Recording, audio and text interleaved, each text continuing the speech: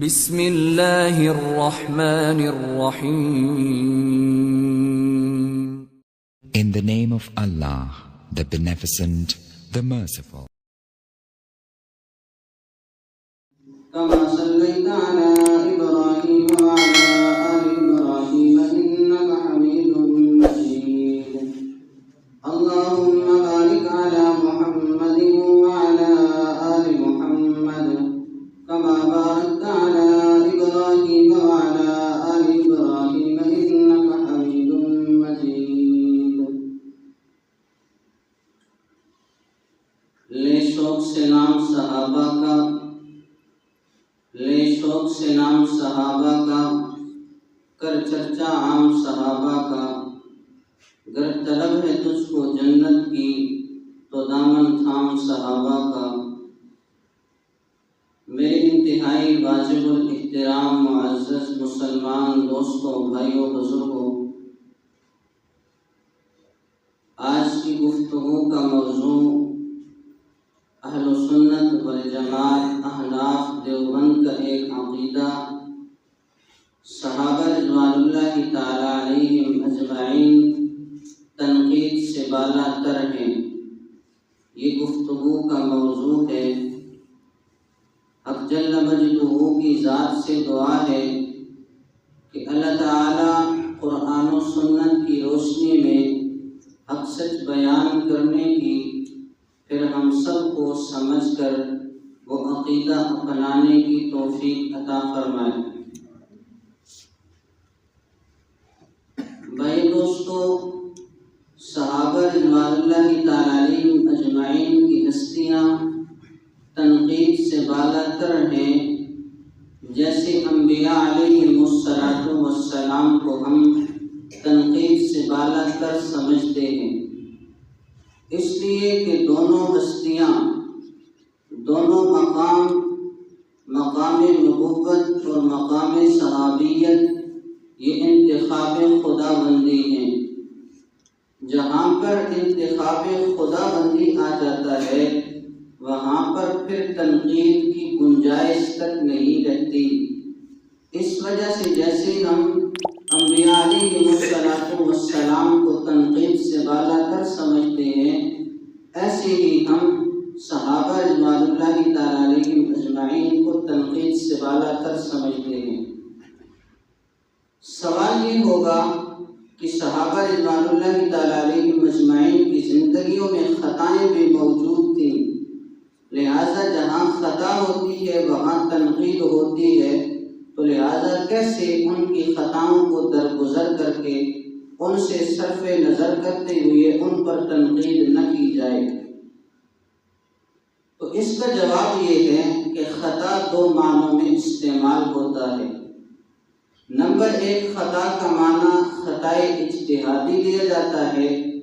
Number دو، خطا کا معنی گناہ لیا جاتا ہے.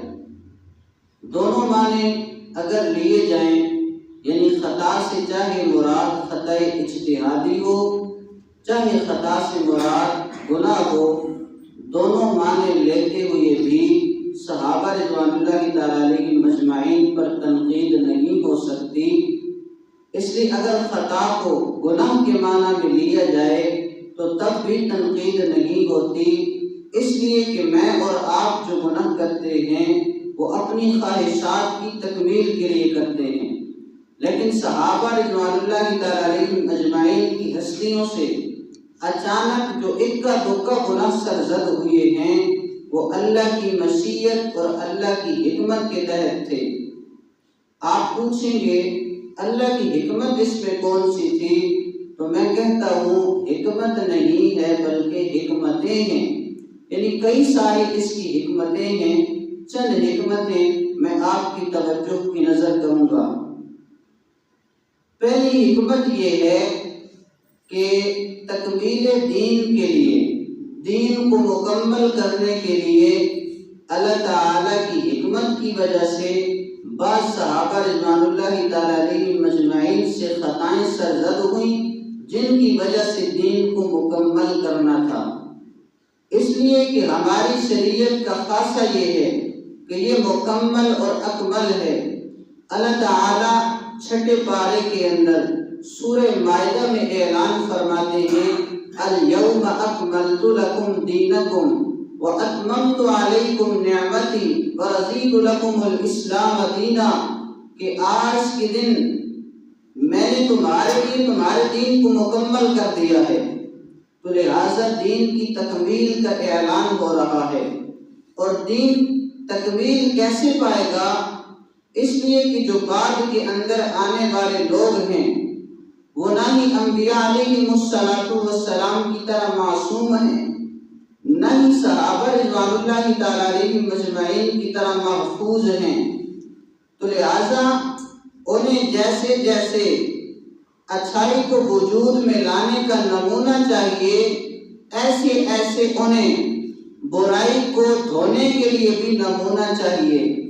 تو لہٰذا اس بنا پر اللہ کی حکمت اور مشیت کے تحت صحابہ رضوان اللہ تعالیٰ علیہم اجمعین سے تکمیل دین کی خاطر اکا دکا گناہ سرزد ہوئے۔ میں مثال دوں گا تو بات انشاءاللہ واضح ہو جائے گی۔ مثال اس کی یہ ہے، ابتدائی اسلام میں شروع زمانہ میں جو روزے کا حکم تھا، وہ روزے کا حکم بعین طور پر تھا کہ جب بندہ افطاری کر لیتا، افطاری کے بعد اگر اس کی آنکھ لگ جاتی، وہ سو جاتا، تو سونے سے ہی اس کے روزے کی ابتدا ہو جاتی تھی۔ سو گیا ہے، بس اس کا روزہ شروع ہو گیا ہے۔ اب اگر رات میں بھی جاگ جائے تو اس کے لیے پابندیاں ضروری تھیں۔ وہ نہیں کھا سکتا تھا، نہیں پی سکتا تھا، نہیں اپنی بیوی کے ساتھ مباشرت کر سکتا تھا۔ گویا کہ آنکھ لگنے کی دیر ہے، اس بندے کے روزہ شروع ہو چکا ہے، اس بندے کے روزے کی ابتدا ہو چکی ہے۔ لہذا ایک صحابی رضی اللہ تعالی عنہ افطاری کی، افطاری کے بعد آنکھ لگ گئی، رات کو جلدی سو گئے۔ اب سونے کی وجہ سے روزے کی ابتدا ہو چکی تھی، لیکن سونے کے بعد جلدی اٹھ بھی گئے، رات کا کافی حصہ باقی تھا، تو لہٰذا یاد نہ رہا، بیوی کے پاس چلے گئے۔ صبح ہوئی، حضور صلی اللہ علیہ وسلم کی خدمت اقدس میں حاضر ہوئے اور آپ صلی اللہ علیہ وسلم کے سامنے سارا ماجرا اور اپنا معاملہ رکھا کہ یا رسول اللہ صلی اللہ علیہ وسلم، میرے ساتھ رات کو یہ معاملہ پیش آیا ہے۔ حضور صلی اللہ علیہ وسلم خاموش ہو گئے، اس لیے کہ انبیاء علیہم السلام شریعت سناتے ہیں، بناتے نہیں ہیں، لہذا اس حکم کی تفصیل موجود نہ تھی۔ حضور صلی اللہ علیہ وسلم خاموش ہو گئے، تو لہذا آپ صلی اللہ علیہ وسلم نے کوئی جواب نہ دیا۔ پھر جب اللہ کی طرف سے وحی حضور صلی اللہ علیہ وسلم پر اتری، احل لکم لیلۃ الصیام الرفث الی نسائکم ہن لباس لکم وانتم لباس لہن علم اللہ انکم کنتم تختارون انفسکم علم اللہ انکم، کہ اللہ جانتے ہیں جو تم نے اپنے آپ کے ساتھ خیانت کی ہے، لہذا احل لکم، تمہارے لیے حلال کر دیا گیا ہے، لیلۃ الصیام الرفث، روزے کی راتوں کے اندر اپنی بیوی کے پاس جانا۔ تو لہذا لامحالہ طور پر یہ جو روزے کا حکم تھا، اس کی تکمیل نہیں ہوئی تھی، یہ مکمل نہیں تھا، اس کو مکمل کیا گیا ہے، اور اس کا سبب ایک صحابی رضی اللہ تعالیٰ عنہ کی خطا اور گناہ بنا ہے کہ اس کی وجہ سے اللہ نے اس روزے کے حکم کو مکمل کر دیا۔ تو جیسے دیگر حکمتیں موجود ہیں، ایسی ہی ایک حکمت تکمیل دین تھی، اور دوسری اس کی حکمت برائی کی دھلائی کا نمونہ پیش کرنا تھا۔ جیسے میں نے پہلے عرض کیا کہ انبیاء علیہم السلام معصوم ہیں، انبیاء علیہم السلام سے اللہ گناہ ہونے نہیں دیتے، نہ ان سے چھوٹا گناہ ہوتا ہے، نہ ان سے بڑا گناہ ہوتا ہے۔ صغائر اور کبائر اور قبائح سے بھی انبیاء علیہم السلام کو پاک کر دیا گیا ہے، اور صحابہ رضوان اللہ تعالیٰ علیہم مجمعین کی ہستیاں محفوظ ہیں۔ اگرچہ ان سے خطا ہو جاتی ہے، لیکن اللہ خطا پر انہیں باقی نہیں رکھتے، بلکہ اللہ ان کی خطاؤں کو معاف فرما دیتے ہیں، ان کی توبہ کو قبول فرما لیتے ہیں۔ لہٰذا خطا پر یہ باقی نہیں رہتے، میں اس کو آسان لفظوں میں یوں کہوں گا کہ اللہ ان کے نامہ اعمال میں گناہ رہنے نہیں دیتے، یہ ہے ان کے محفوظ ہونے کا مطلب۔ لیکن جو بعد میں آنے والی امت ہے وہ نہ ہی انبیاء علیہ السلام کی طرح معصوم ہے، نہ ہی صحابہ رضوان اللہ تعالیٰ علیہم اجمعین کی طرح محفوظ ہے۔ انہوں نے گناہ کرنے تھے تو لہٰذا جب گناہ کر لیں گے تو برائی سے دلائی کا عملی نمونہ انہوں نے شریعت سے لینا ہے، تو لہٰذا شریعت نے برائی کی دلائی کی عملی نمونہ پیش کرنے کے لیے صحابہ رضوان اللہ تعالیٰ علیہم اجمعین کا انتخاب کیا۔ اس لیے کہ شریعت پر عمل ایک یوں کیا جاتا ہے کہ بندہ اچھائی کرتا ہے، اچھائی کے لیے عملی نمونہ حضور صلی اللہ علیہ وسلم کی ذات موجود ہے۔ لَقَدْ كَانَ لَكُمْ فِي رَسُولِ اللَّهِ أُسْوَةٌ حَسَنَةٌ، تمہارے لیے اللہ کے رسول کی زندگی اسوہ حسنہ ہے، بہترین نمونہ ہے۔ جو اچھا عمل کرنا ہے اس کے لیے عملی نمونہ حضور صلی اللہ علیہ وسلم کی ذات موجود ہے۔ لیکن بعد میں آنے والا معصوم نہیں، محفوظ نہیں، اس نے گناہ بھی کرنا ہے، وہ گناہ سے پاکی حاصل کیسے کرے گا؟ اس کے لیے اللہ جل جلالہ نے صحابہ رضوان اللہ تعالیٰ علیہم اجمعین کا انتخاب کیا، اس لیے کہ اگر حضور صلی اللہ علیہ وسلم سے نعوذ باللہ وہ گناہ سرزد ہوتا تو یہ آپ صلی اللہ علیہ وسلم کی عصمت کے منافی تھا۔ اس لیے کہ انبیاء معصوم ہوتے ہیں، ان سے گناہ نہیں ہوتے، اور اگر بالفرض والمحال گناہ ہوتا اس کی دھلائی کے لیے نظام حکومت حرکت کے اندر آتا، حدود و قصاص کا اجرا کیا جاتا، تو یہ انبیاء علیہم السلام کی عظمت کے منافی تھا۔ اور اگر یہ حکم یوں ہی چھوڑ دیا جاتا، صحابہ رضوان اللہ تعالیٰ علیہم اجمعین کا بھی انتخاب نہ کیا جاتا، تو پھر تکمیل دین نہیں ہوتی تھی۔ تو لہذا تکمیل دین کے لیے اور اسی طرح برائی کی دلائی کی عملی نمونے کے لیے صحابہ رضوان اللہ تعالیٰ علیہم اجمعین کا انتخاب ہوا کہ اچانک اکا دکا گناہ ان سے سرزد ہوئے تاکہ دین کو مکمل بھی کیا جائے، اور بعد میں جو آنے والا ہے اس سے اگر گناہ ہو تو وہ اپنے آپ کو اس طرح پاک کرے جس طرح صحابہ رضوان اللہ تعالیٰ علیہم اجمعین نے پاک کیا ہے، ایسی توبہ کرے کہ اللہ اس توبہ کو قبول فرما لے۔ تو اس وجہ سے ان گناہوں کی وجہ سے صحابہ رضوان اللہ تعالیٰ علیہم اجمعین پر تنقید نہیں ہو سکتی۔ پھر آگے بڑھ کر کہنا چاہوں گا، صحابہ رضوان اللہ تعالیٰ علیہم اجمعین نے جو گناہ کیے ہیں وہ خواہشات کی تکمیل کے لیے نہیں تھے، اس لیے کہ ایک جگہ پر قرآن مجید کے اندر اللہ نے نسبت اپنی طرف کی ہے، ثم صرفکم عنہم لیبتلیکم، کہ اللہ نے تمہیں پھیر دیا ہے محاربین سے، کافرین سے، جنگ کرنے والوں سے۔ اللہ نے ایسے نہیں فرمایا کہ تم میدان جنگ چھوڑ کر بھاگ نکلے، حضور صلی اللہ علیہ وسلم کو چھوڑ کر بھاگ نکلے، بلکہ اللہ نے نسبت اپنی طرف کی ہے، صرفکم، اللہ نے تمہیں پھیر دیا ہے۔ تو لہذا اس سے پتہ چلتا ہے کہ جو گناہ تھے وہ خواہشات کی تکمیل کے لیے نہیں تھے۔ میرے اور آپ کے گناہ خواہشات کی تکمیل کے لیے ہوتے ہیں، لیکن صحابہ رضوان اللہ تعالیٰ علیہم اجمعین سے جو خطائیں ہوئی ہیں وہ اللہ کی حکمت اور مشیت کے تحت تھے۔ تو لہذا صحابہ رضوان اللہ تعالیٰ علیہم اجمعین کی خطائیں نہ ہوئی بلکہ رحمت کی گھٹائیں ہوئی کہ ان کی وجہ سے دین مکمل ہوا۔ مجھے اور آپ کو اپنے آپ کو پاک کرنے کا ذریعہ ملا کہ اگر میں اور آپ گناہ کر لیں تو کس طرح ہم گناہ سے پاکی حاصل کریں گے۔ پھر صحابہ رضوان اللہ تعالیٰ علیہم اجمعین کے دور کے اندر یہ بھی نہیں ہوا کہ اگر کوئی گناہ سرزد ہوا تو اس کی شہادت دی گئی ہو، گواہوں نے گواہی دی ہو تب گناہ ثابت ہوا ہو، بلکہ نہیں، صحابہ رضوان اللہ تعالیٰ علیہم اجمعین نے اپنے آپ کو خود پیش کیا اور اس گناہ کا جا کر اقرار کیا، تب حضور صلی اللہ علیہ وسلم کی عدالت میں وہ گناہ ثابت ہوا، ورنہ گواہوں نے گواہی نہیں دی تھی۔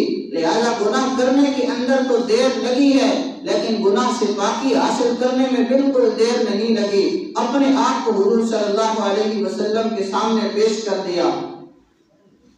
اسی طرح تیسری وجہ کہ صحابہ رضوان اللہ تعالیٰ علیہم اجمعین کی خطاؤں کو اگر گناہ کے معنی میں بھی لیا جائے پھر بھی ان پر تنقید نہیں ہو سکتی، اس کا ایک اور سبب یہ ہے کہ ان کی خطائیں مجمل احکامات کی تفصیل کے لیے تھیں، کہ ایک حکم جو ہے وہ اللہ نے نازل فرما دیا لیکن اس کی تفصیل موجود نہ تھی، صحابہ رضوان اللہ تعالیٰ علیہ مجمعین سے خطا ہوئی، اللہ نے اس کی تفصیل نازل فرما دی۔ اس کی مثال ذکر کروں گا تو بات سمجھ آئے گی۔ صحابہ رضوان اللہ تعالیٰ علیہ مجمعین جمعہ کے خطبہ کے اندر موجود ہیں، حضور صلی اللہ علیہ وسلم واعظ فرما رہے ہیں، قحط سالی کا دور تھا، تو پیچھے سے ایک تجارتی قافلہ آ گیا۔ تجارتی قافلے نے جب آواز لگائی تو صحابہ رضوان اللہ تعالیٰ علیہ مجمعین مسجد سے نکل کر باہر چلے گئے، اس تجارتی قافلے کے پاس چلے گئے۔ صرف 12 افراد حضور صلی اللہ علیہ وسلم کا خطاب سنتے رہے، مسجد کے اندر موجود رہے، ان میں خلفائے راشدین موجود تھے، باقی سارے چلے گئے۔ اللہ جل جلالہ نے سورہ جمعہ کے اندر آیت نازل فرمائی، وَإِذَا رَأَوْا تِجَارَةً أَوْ لَهْوًا انفَضُّوا إِلَيْهَا وَتَرَكُوكَ قَائِمًا قُلْ مَا عِندَ اللَّهِ خَيْرٌ مِنَ اللَّهْوِ وَمِنَ التِّجَارَةِ وَاللَّهُ خَيْرُ الرَّازِقِينَ، کہ حضور صلی اللہ علیہ وسلم ان سے فرما دیجئے کہ یہ جو باہر دنیا کی زندگی ہے اس سے بہتر آخرت ہے۔ لہذا اس آیت مبارکہ سے فقہاء و مجتہدین نے خطبہ جمعہ کی تمام آداب اور تمام شرائط اخذ کی ہے، اور گویا کہ یہ حکم پہلے مجمل تھا، صحابہ رضوان اللہ تعالیٰ علیہ مجمعین کے سامنے خطبہ جمعہ کے آداب موجود نہ تھے، اسی وجہ سے چھوڑ کر چلے گئے، لیکن اس خطا کی وجہ سے، اس گناہ کی وجہ سے اللہ نے آیت مبارکہ نازل کی، اس حکم کی تفصیل امت کو ملی ہے۔ تو لہذا گناہوں کی وجہ سے بھی صحابہ رضوان اللہ تعالیٰ علیہ مجمعین پر تنقید نہیں ہو سکتی۔ ایسی ہی ایک اور سبب یہ ہے کہ حضور صلی اللہ علیہ وسلم کی کمال تربیت کا اظہار کرنا مقصود تھا، کہ آپ صلی اللہ علیہ وسلم نے صحابہ رضوان اللہ تعالیٰ علیہ مجمعین کی تربیت فرمائی ہے، اور اس کا تذکرہ قرآن مجید کے اندر ملتا ہے کہ آپ صلی اللہ علیہ وسلم کے فرائض منصبی میں جیسے تعلیم و تعلم ہے، ایسی ہی صحابہ رضوان اللہ تعالیٰ علیہ مجمعین کی تربیت بھی موجود تھی۔ تربیت کا پتہ تب چلتا ہے کہ جب کسی سے گناہ ہوتا حضور صلی اللہ علیہ وسلم اصلاح فرما دیتے، حضور صلی اللہ علیہ وسلم تہذیب باطن فرما دیتے، حضور صلی اللہ علیہ وسلم تزکیہ نفس فرما دیتے، پھر صحابی سے گناہ دور ہو جاتا اور گناہ صحابی سے دور ہو جاتا۔ یہ آپ صلی اللہ علیہ وسلم کی کمال تربیت کی طرف اشارہ کرنا مقصود تھا۔ اس وجہ سے گناہ ہوئے تاکہ پتہ چلے کہ پھر حضور صلی اللہ علیہ وسلم نے ان کی تربیت کیسے فرمائی، کہ جو جاہل تھا اسے عالم کہا گیا، جو صنم پرست تھا اسے توحید پرست بنایا، جو رہزن تھا اسے رہبر بنایا، جو باطل پرست تھا اسے حق پرست بنایا۔ حضور صلی اللہ علیہ وسلم کی تربیت کو دیکھ کر لوگ یوں کہے، درفشانی نے تیری قطروں کو دریا کر دیا، درفشانی نے تیری قطروں کو دریا کر دیا، دل کو روشن آنکھوں کو بینا کر دیا، جو خود نہ تھے حق پر، جو خود نہ تھے راہ پر، اوروں کے ہادی بن گئے، کیا نظر تھی جس نے مردوں کو مسیحا کر دیا۔ یہ صحابہ رضوان اللہ تعالیٰ علیہ مجمعین کی تربیت حضور صلی اللہ علیہ وسلم نے فرمائی، اور یہ تربیت کے دوران چھوٹی موٹی کوتاہی ہونا، اس سے ہی پتہ چلتا ہے کہ آپ صلی اللہ علیہ وسلم نے پھر ان کی کمال تربیت فرمائی تو صحابہ رضوان اللہ تعالیٰ علیہ مجمعین کے ایمان کو امتیوں کے ایمان کا حصہ بنا دیا، کہ امتی کا ایمان تب مقبول ہوگا جب صحابہ رضوان اللہ تعالیٰ علیہ مجمعین کے ایمان کی طرح ایمان ہوگا۔ حضور صلی اللہ علیہ وسلم کے ہوتے ہوئے ان کے جو اعمال تھے ان کو معیار اور سمپل بنا دیا امتی کے لیے، کہ جو امتی ہے اس کا عمل تب مقبول ہوگا جب صحابہ رضوان اللہ تعالیٰ علیہ مجمعین کے عمل کی طرح ہوگا۔ اور یہ تو مانا تھا کہ جب خطا کو گناہ کے معنی میں لیا جائے تب بھی تنقید نہیں ہو سکتی، جب خطا کو اجتہادی خطا کے معنی میں لیا جائے پھر بطریق اولا تنقید نہیں ہو سکتی۔ ایک حدیث مبارکہ سنا کر بات ختم کرتا ہوں۔ صحیح بخاری کے اندر روایت موجود ہے کہ جب مجتہد اجتہاد کرتا ہے، اذا حکم الحاکم فَاجْتَهَدَ ثُمَّ أَصَابَ فَلَهُ أَجْرَانِ، اگر وہ درستگی کو پہنچ گئے تو پھر اس کو 2 اجر ملتے ہیں، 2 اجر ملتا ہے۔ لیکن اگر وہ خطا تک پہنچ جائے، اس سے غلطی ہو جائے، فَلَهُ أَجْرٌ، پھر بھی 1 اجر ملتا ہے۔ جب وہ صحابی نہیں ہے، مجتہد ہے، بات کا تابع ہے، اس کے لیے حضور صلی اللہ علیہ وسلم کے فرمان کی وجہ سے 1 اجر ثابت ہو رہا ہے، تو جب صحابی کا اجتہاد ہوگا تو اس کے لیے کیسے مواخذہ، اس پر کیسے تنقید ہو سکتی ہے؟ اللہ تعالیٰ مجھے آپ کو یہ عقیدہ سمجھنے کی اور اپنانے کی توفیق عطا فرمائے۔ وآخر دعوانا الحمدللہ رب العالمین۔